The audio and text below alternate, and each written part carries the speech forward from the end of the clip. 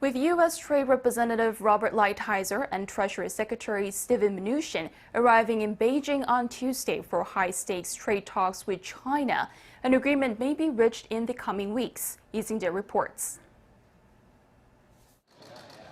U.S. Trade Representative Robert Lighthizer is in Beijing for the 10th round of high-level negotiations as the two economic powerhouses look for ways to end their trade war.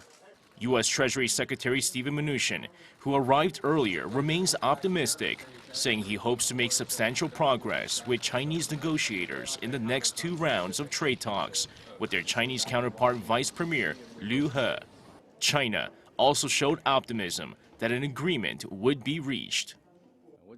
What I want to say is substantive progress had been made on trade talks in accordance with consensus reached by our leaders. Both China and the U.S. will work together and meet each other halfway to reach a win-win agreement based on mutual respect as early as possible.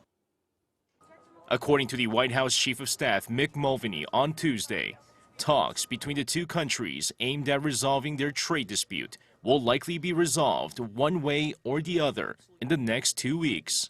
However, Mulvaney says it doesn't necessarily mean the negotiations will end with an agreement, instead indicating the talks could end in a deadlock once again.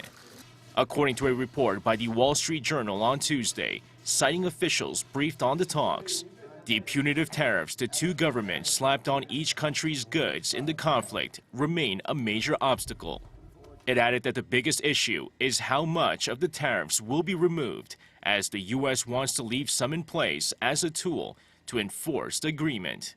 Aside from the tariffs and enforcement, the U.S. negotiators are looking for solutions in other areas, which include persuading China to provide greater access to China's cloud computing and agricultural markets. Beijing, meanwhile, may be seeking all U.S. tariffs to be lifted before any further discussions take place, suggesting the negotiations are far from over. Seung-jae, Arirang News.